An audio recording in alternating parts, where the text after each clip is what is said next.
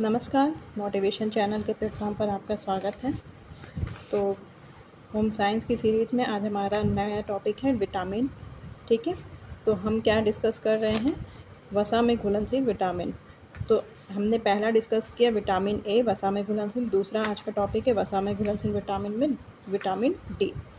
ठीक है, तो हम बढ़ते अपने टॉपिक की तरफ। विटामिन डी, इसे अस्थि विकृतिक नाशक विटामिन भी कहते हैं। एंटी रिकेटिक विटामिन भी कहते हैं, कैल्सीफेरॉल भी कहते हैं। इसका साइंटिफिक नेम कैल्सीफेरॉल भी है। ठीक है, कैल्सीफेरॉल किसे कहा जाता है? विटामिन डी को कहा जाता है। एंटी रिकेटिक विटामिन किसे कहा जाता है?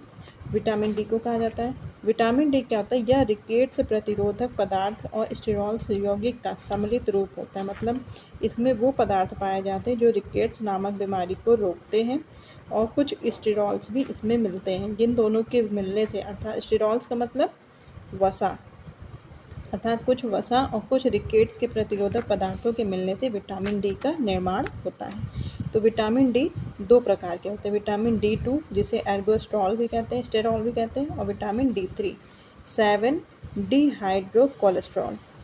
तो कोलेस्ट्रॉल, स्टेरॉल हमने वसा में भी पढ़ा था, जिसमें वसा की ज़रूरत होती है, और इसीलिए विटामिन डी जो वसा में घुलनशील होता है। तो पेड़ पौधों में जो विटामिन D2 होता है, यह पेड़ पौधों में पाया जाता है। ठीक है, यह सूर्य की अल्ट्रावायलेट किरणों के द्वारा, यानी कि पराबैंगनी किरणों के द्वारा इसे ऊष्मा प्रदान होती है, और जिससे यह D2 में बदल जाता है। पेड़ पौधों में ये जो ऊष्मा मिलती है, तो वो अल्ट्रावायलेट किरणों में ये ऊष्मा में बदल जाता है और D2 में बदल जाता है, उसकी ऊष्मा में, प्रकाश की। ठीक, ये एर्गोस्ट्रॉल ही D2 में बदलता है। फिर विटामिन D3, यह मछली के तेल में सर्वाधिक पाया जाता है। मछली के तेल में सर्वाधिक पाया जाता है। त्वचा के नीचे यह उपस्थित होता है। सूर्य की रोशनी में डिहाइड्रो कोलेस्ट्रॉल, ये कोलेस्ट्रॉल होता है एक तरह का, जो वसा में हमने पढ़ा था। ठीक है, तो कोलेस्ट्रॉल सूर्य की उपस्थिति में विटामिन डी में बदल जाता है। विटामिन D2 की अपेक्षा विटामिन D3 अधिक क्रियाशील होता है। आगे बढ़ते हैं हम। विटामिन डी की विशेषताएं। तो इसकी विशेषताएं क्या है? यह सफ़ेद रंग का होता है। कैसा होता है? रवेदार, दानेदार। इसमें कोई गंध नहीं होती है। वसा में घुलनशील विटामिन है, अर्थात यह वसा में घुलनशील है, मूत्र के द्वारा शरीर से बाहर नहीं निकलता है, क्योंकि यह वसा में हमारे शरीर के अंदर त्वचा के नीचे रहता है। पानी में यह अघुलनशील रहता है। अम्ल, क्षार, ताप, ऑक्सीजन इस पर कोई प्रभाव नहीं डालते हैं। आगे बढ़ते हैं। इसका क्या स्रोत है? जितने भी प्राणिज भोज्य पदार्थ हैं, अर्थात जंतु जगत से प्राप्त होने वाले पदार्थ हैं, जैसे दूध, दही, अंडा, मछली, इन सब से में विटामिन डी हमें प्राप्त होता है। और वानस्पतिक भोज्य पदार्थों में यह बिल्कुल भी नहीं पाया जाता है। इसका क्या होता है? जो वनस्पति भोज्य पदार्थ, मतलब जो वनस्पति से मिलने वाले भोज्य पदार्थ होते हैं, उनमें यह बिल्कुल भी डायरेक्टली विटामिन डी नहीं पाया जाता है। इसके मापन की इकाई क्या है? विटामिन ए और विटामिन डी को IU से मापते, इंटरनेशनल यूनिट से मापते हैं, और कभी कभी इसे माइक्रोग्राम में भी लिखा जाता है। तो एक IU मतलब इंटरनेशनल यूनिट बराबर 0.0025 माइक्रोग्राम होता है। आगे बढ़ते हैं। विटामिन डी के क्या कार्य हैं? जो हमारे शरीर में कैल्शियम, फास्फोरस होता है, जो हड्डियों को, दांतों को मजबूती देता है, तो उस कैल्शियम और फास्फोरस का अवशोषण विटामिन डी के ज़रिए ही होता है हमारे शरीर में। अस्थियों के निर्माण में विटामिन डी सहायक होता है। जो ब्लड में कैल्शियम और फास्फोरस की मात्रा होती है कि वो एक लिमिट से ज़्यादा ना बढ़ने पाए, उसे भी विटामिन डी रेगुलेट करता है, कंट्रोल करता है। हमारी जो ग्लैंड होती है जिनसे हार्मोन्स वगैरह निकलते हैं, तो पैराथायराइड नाम की एक ग्लैंड होती है। थायराइड अलग है और पैराथायराइड अलग। तो पैराथायराइड नाम की जो ग्लैंड होती है, ग्रंथि, उसको भी यह, उसके हार्मोन्स को यह नियंत्रित करता है, बैलेंस में बनाए रखता है। हमारे दांतों की मजबूती के लिए विटामिन डी क्या करता है? कैल्शियम और फास्फोरस का अवशोषण किया, तो इससे हमारे दांतों को भी मजबूती मिलती है। और दांतों पर किसकी परत होती है? इनेमल नाम की एक परत होती है। ठीक है, तो यही इनेमल विटामिन डी के जरिए मजबूत, शक्तिशाली बना रहता है। आगे बढ़ते हैं। विटामिन डी की कमी से होने वाले रोग। तो पहला है इसमें नौकनी। इस नौकनी में क्या होता है कि घुटनों में आवाज़ जो आती है टक टक की, उसे कहते हैं नौकनी। यह विटामिन डी की कमी की वजह से आती है, विटामिन डी की कमी की वजह से आती है। विटामिन डी की कमी से क्या होता है, जो ब्लड में एल्केलाइन फॉस्फेटेज बढ़ता चला जाता है, क्योंकि इसका काम क्या है, फॉस्फोरस को, कैल्शियम को रेगुलेट करना भी है, अवशोषण करना भी है। तो रक्त में क्या होता है, अल्कलाइन फॉस्फेटेज बढ़ता चला जाता है, और क्योंकि विटामिन डी क्या कर रहा होता है, कैल्शियम और फास्फोरस का अवशोषण करता है। और अगर इसकी कमी हो गई तो विटामिन डी कैल्शियम और फास्फोरस का अवशोषण नहीं करता, जिससे अल्कलाइन फॉस्फेटेज बढ़ता चला जाता है। इससे कौन कौन सी बीमारियां होती है, रिकेट्स नाम की बीमारी होती है, टिटैनी, दांतों का सड़ना, अस्थि मृदुलता, ऑस्टोपोरोसिस। ठीक, अब इनके बारे में हम थोड़ा थोड़ा डिस्कस करते चलेंगे। रिकेट्स नाम की जो बीमारी है, जिसमें हड्डियां विकृत हो जाती हैं, ये 4 प्रकार की होती हैं। एक है आपका स्कर्वी रिकेट्स, किडनी को प्रभावित करने वाला रिकेट्स, बाल रिकेट जो 6 माह से 1 साल के बच्चे को होता है, और मांसपेशियों में खिंचाव। स्कर्वी रिकेट्स में क्या होता है, स्कर्वी विटामिन सी की कमी से होता है, और रिकेट्स विटामिन डी की। इसमें विटामिन सी और डी दोनों की कमी हो जाती है, स्कर्वी के साथ रिकेट्स भी हो जाता है।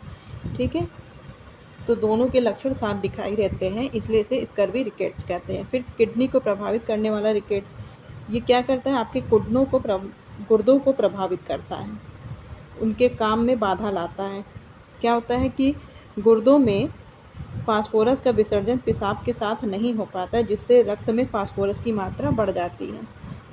फास्फोरस हमारे शरीर में बैलेंस करता है विटामिन डी, और जब विटामिन डी की कमी हो गई तो फास्फोरस मूत्र के जरिए बाहर नहीं निकल पाता, जिससे हमारे रक्त में फास्फोरस की मात्रा बढ़ती चली जाती है। ठीक है, तो इससे क्या होता है, हमारी किडनी प्रभावित होती है, उसकी क्रियाशीलता प्रभावित होती है। तीसरा है बाल रिकेट्स, अर्थात जो बच्चों में होता है, 6 माह से 1 साल के बच्चे को रिकेट्स होता है। इसमें क्या होता है, कैल्शियम का अवशोषण नहीं हो पाता है, हड्डियाँ टेढ़ी मेढ़ी हो जाती हैं, कमज़ोर हो जाती हैं। स्पेशली ये पैरों की हड्डियों को नुकसान पहुंचाता है, मतलब कि टेढ़ी हो जाती हैं हड्डियाँ। और क्या होता है, जो छाती होती है वो कबूतर की तरह हो जाती है, अंदर की तरफ पसलियाँ मुड़ी होती हैं, जिसे पीजन कहते हैं, कबूतर से तुलना करी गई है। चौथा होता है मांसपेशियों में खिंचाव, इससे क्या होता है, मांसपेशियों में खिंचाव बढ़ने लगता है, मरोड़ आता है। इनके बारे में हम आगे डिस्कस करते हैं डिटेल से। रिकेट में क्या होता है, विटामिन डी की कमी से रिकेट नाम की बीमारी होती है। इसमें क्या होता है, जो टांगे होती है वो मुड़ जाती है, जैसे धनुष के आकार में।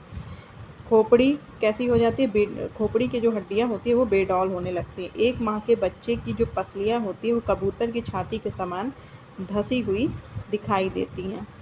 रिकेट्स रोजरी होती है, वह जॉइंट पर प्रभाव डालती है, जो हमारे जोड़ होते हैं घुटने पे, कोहनी में, वहाँ पे प्रभाव डालते हैं। यहाँ पे क्या होता है कि हड्डियाँ बढ़ जाती हैं रिकेट रोजरी में। फिर उसके बाद मांसपेशीय मरोड़, जिसे टिटैनी भी कहते हैं। यह कैल्शियम और फास्फोरस का जब अवशोषण विटामिन डी नहीं कर पाता है, तो कैल्शियम और फास्फोरस के मेटाबॉलिज्म में असमानता आ जाती है, मतलब किसी की अधिकता हो जा रही है तो किसी की कमी हो जा रही है, जिससे कि टिटैनी नाम की बीमारी होती है। फिर ऑस्टोमलेशिया यह वयस्क में होती है। इसमें अस्थियां कोमल हो जाती हैं। गर्भवती महिला और धात्री महिला, अर्थात धात्री महिला वह महिला जो बच्चों को स्तनपान करवाती हैं, तो वह धात्री महिलाओं में अधिक पाया जाता है ये बीमारी। इसमें क्या होता है, कैल्सिफिकेशन नहीं हो पाता है, मतलब कैल्शियम की कमी होने लगती है।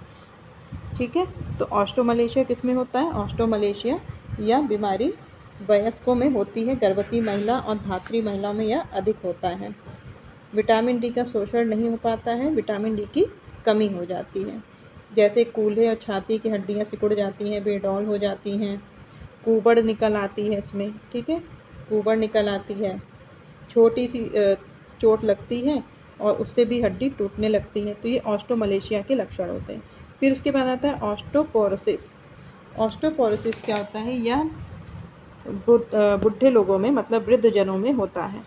इसके 2 कारण होते हैं। पहला, हार्मोन बैलेंस नहीं होते, हार्मोन्स की कमी होने लगती है, और विटामिन डी और कैल्शियम की कमी से, क्योंकि विटामिन डी का काम ही क्या है, पैराथायराइड हार्मोन को कंट्रोल करना, रेगुलेट करना, कैल्शियम को फास्फोरस का अवशोषण में सहायक बनना। और जब इनकी कमी हो रही है विटामिन डी की, तो हार्मोन्स भी डिसबैलेंस हो रहा है, कैल्शियम का अवशोषण नहीं हो पा रहा है, तो जिसकी वजह से वृद्ध जनों में, मतलब बुजुर्ग लोगों में ऑस्टियोपोरोसिस की समस्या उत्पन्न हो जाती है। इसमें क्या होता है, चलने फिरने पे ये दर्द होने लगता है, जोड़ों में दर्द पीड़ा होने लगती है, ऐंठन बनी रहती है, हड्डियां टूटने लगती हैं, खासकर कमर और पैर की हड्डियां ज़्यादा प्रभावित होती हैं। पुरुषों में एक सेनाइल ऑस्टियोपोरोसिस होता है। इसे रोकने के लिए एंड्रोजन का स्रावण, जो एंड्रोजन एक हार्मोन है हमारे शरीर में खुद से स्रावित होता है, उसके स्राव के लिए दवाइयाँ दी जाने लगती है जब सेनाइल ऑस्टियोपोरोसिस होता है। तो सेनाइल ऑस्टियोपोरोसिस किसे होता है, यह पुरुषों को होता है, और इस ऑस्टियोपोरोसिस को रोकने के लिए व्यक्ति को एंड्रोजन के स्रावण को बढ़ाने के लिए दवाइयाँ दी जाती हैं ताकि यह विटामिन डी बैलेंस हो सके और पुरुषों में इस ऑस्टियोपोरोसिस को रोका जा सके। आगे बढ़ते हैं। विटामिन डी की अधिकता से प्रभाव। विटामिन डी की अधिकता को बोलते हैं हाइपर विटामिनोसिस, ठीक है। या विटामिन ए, कोई भी विटामिन जब अधिकता हो जाती है तो उसे हाइपर विटामिनोसिस कहा जाता है। इसके क्या लक्षण है, जब इसकी अधिकता हो जाती है तो भूख कम लगने लगती है, कैल्शियम और फास्फोरस का जो जमाव होता है वो ज़्यादा हो जाता है, तो रक्त में भी इनकी मात्रा बढ़ने लगती है। हार्ट और वाहिनियों, फेफड़े, गुर्दे, इन सब में भी कैल्शियम का जमाव बढ़ने लगता है। आँखों की जो कंजक्टाइवा और कॉर्निया होती है, इसमें धुएं जैसी सफ़ेदी दिखने लगती है, मतलब कि रोशनी पर भी प्रभाव पड़ता है, आँखों की रोशनी पर भी प्रभाव पड़ता है। बीपी कैसा हो जाता है, बीपी हाई ब्लड प्रेशर होने लगता है, ठीक है। अब इसी में हम यहाँ तक हमने इसकी कमियाँ पढ़ लिया, इसके प्रभाव पढ़ लिए और अधिकता। अब इसके अवशोषण की बात कर ली जाए तो यह अवशोषण, इसका विटामिन डी का अवशोषण कहाँ होता है, तो हमने पढ़ा है पाचन में कि पाचन का अधिकांश अवशोषण छोटी आंत में होता है, तो विटामिन डी का भी अवशोषण छोटी आंत में ही होता है। और इसका संग्रह, क्योंकि यह हमारी त्वचा के नीचे ही पाया जाता है, तो इसलिए जो विटामिन डी का जो संग्रह है वह हमारी त्वचा में होता है, हमारे मस्तिष्क में होता है, क्योंकि वहाँ पे जो ग्लैंड है पैराथायरॉइड ग्लैंड, उसमें ही पाया जाता है, यकृत में होता है, और कुछ मात्रा में प्लीहा, रक्त और फेफड़ों में भी इसका संग्रह होता है। फिर उत्सर्जन की बात की जा रही है, कैसे ये शरीर से बाहर निकलता है, क्योंकि यह जल में घुलता तो है नहीं कि यह मूत्र के द्वारा बाहर निकल जाएगा, तो विटामिन डी की अल्प मात्रा ही शरीर से बाहर निकलती है और वो भी मल के साथ निकलती है, ठीक है। नहीं तो विटामिन डी हमारे शरीर के अंदर यकृत में, मस्तिष्क में, त्वचा के नीचे, प्लीहा, रक्त, फेफड़ों, इन सब में जमा होता है, क्योंकि यह वसा में घुलनशील है, वसा की परत के नीचे संचित रहता है, संग्रहित रहता है। तो आज के डिस्कशन बस इतना ही, फिर मिलते हैं हम नेक्स्ट वसा में घुलनशील टॉपिक के साथ। इसके बाद क्या होगा, विटामिन ई। तो आज के डिस्कशन बस इतना ही। Thanks for watching. नमस्कार।